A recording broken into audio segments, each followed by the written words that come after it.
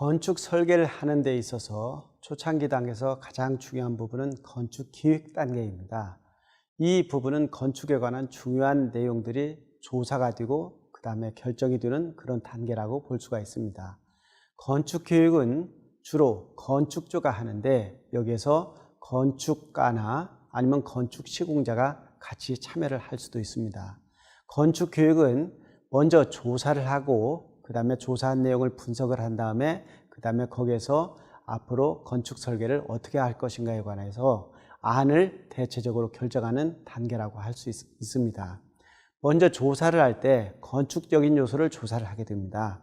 건축적인 요소는 자연적인 자와 인문적인 자, 사회적인 자가 있습니다. 자연적인 자는 지형, 지질, 식생, 수리, 경관 이런 것들이 있는데 지형이라는 것은 우리가 잘 알고 있는 것처럼 높고 낮은 지형의 단차라든가 아니면 경사진 지형, 해안가에 있는 지형 그리고 특수한 산에 있는 지형 이런 것들을 전부 계산을 해가지고 그 지형에 맞게 그 지형과 조화가 되는 집을 설계를 하는 것입니다. 예를 들면은 경사가 심하게 진 지형에 건축을 할 경우에는 경사지 주택을 하는데 1층은 지중해 들 수도 있고 2층부터 건축물이 지상에 올라올 수도 있습니다. 다음 요소는 지질인데 지질은 우리가 일반적으로 시행하고 있는 것을 잘 볼 수가 있습니다. 예를 들면은 지질이 점토나 아니면 연약 지반이 되어 있다라고 한다면은 그 부분에 기초를 깊게 팔 수도 있고 그렇지 않으면 좋은 흙으로 치환한 다음에 건축을 할 수도 있습니다. 식생 부분은 전에는 그렇게 중요시하게 여기지 않았습니다. 그러나 현대 건축에서 매우 중요시하고 있고 특히 한옥을 짓는 데 있어서 이 식생이라는 부분은 매우 중요한 내용이 되겠습니다. 예를 들면은 내가 집을 짓고자 하는 대지에 굉장히 아름다운 나무가 있습니다. 전에 건축 방식 같은 경우에는 이 감나무를 잘라내고 그 부분에 건축을 했는데 지금은 그렇지 않습니다. 먼저 감나무를 고정을 시키고 거기에 조화를 이룰 수 있도록 그리고 그 감나무와 어울릴 수 있도록 집을 설계를 하는 것입니다. 그래서 기존의 나무와 새로 짓는 건축이 같이 이렇게 어우러질수록 하는 방법인데 이러한 기법은 최근의 건축에서는 일반적으로 사용을 하고 있습니다. 같은 내용이 되겠습니다만은 수목조사가 있습니다. 그래서 큰 나무와 작은 나무를 조사를 한 다음에 이식을 할 수 없는 큰 교목이라고 그럽니다. 교목 같은 경우에는 그 위치에 그대로 두고 건축 설계를 할 수도 있고 꼭 필요하다면 옮길 수도 있겠습니다만은 가급적이면 수목을 활용하는 내용이 되겠습니다. 그 다음에 수리에 관한 내용이 되겠습니다.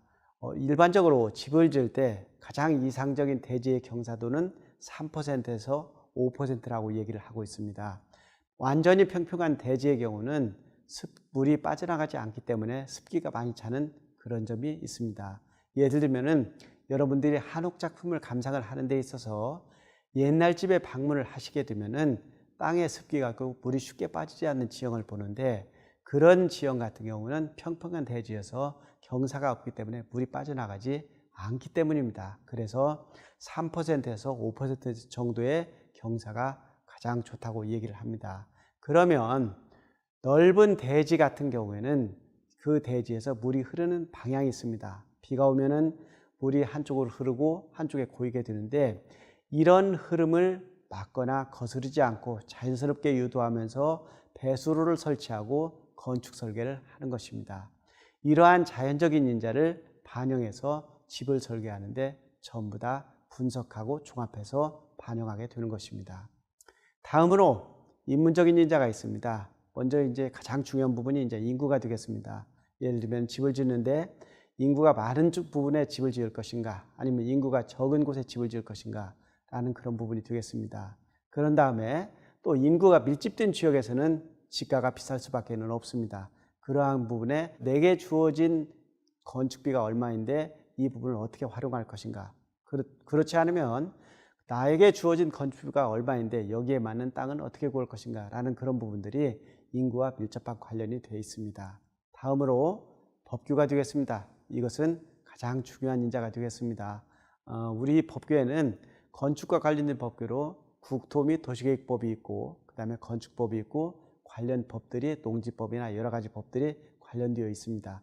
물론 안전과 소방 등과 관련해서 소방법이나 여러 가지 법들이 관련되어 있습니다. 이러한 법들을 종합적으로 검토해서 지킬 수 있도록 한 다음에 허가를 낼 수 있도록 하는 것이 법규가 되겠습니다. 다음으로 이제 교통이 되겠습니다. 교통의 흐름에 따라서 아니면 대지와 인접한 도로에서 어떤 도로가 넓고 어떤 도로가 좁은 도로인가, 그리고 어떤 도로를 통해서 차량이 접근하고 어떤 도로를 통해서 사람이 접근하게 할 수 있을 것인가 라는 그런 부분들을 고려를 해 가지고 거기에 대문을 내주고 그 다음에 대지의 방향을 결정해 주고 하는 부분이 되겠습니다. 그리고 최근에 반영되는 내용인데 사회적 인자가 있습니다. 행태와 생태, 심리가 있습니다. 사람들이 어떤 행동을 자기도 모르게 무의식적으로 하는 경우가 있습니다. 그런 행태를 건축적으로 어떻게 받을 것인가. 그 다음에 가장 중요한 생태라는 것이 있는데 그 생태를 보호하면서 집을 어떻게 지을 것인가. 그리고 사람이 가지고 있는 마음이 있습니다. 그 마음에 따라서 움직이는데 그 부분들을 반영해서 건축을 하게 되는 것입니다. 이 사회적 인자는 특히 한옥과 관련이 많은데 우리가 한옥을 짓는 것은 여러분들에게 여쭤보면 그렇습니다. 한옥을 짓는 첫 번째 이유는 친환경 주택이기 때문이다. 그렇지 않으면 사람과 가장 가까운 주택이다 라고 해서 한옥을 지켜주는 것입니다. 이 얘기는 우리에게 주어진 생태적인 환경을 보존하면서 주거와 더불어 같이 더불어 살자는 것이 한옥에 살고자 하는 사람들의 첫 번째 마음인 것입니다. 이러한 마음을 담기 위해서 주변의 환경과 같이 어우러질 수 있는 집을 짓는 것이 한옥을 짓는 가장 기본적인 마음이 되겠습니다.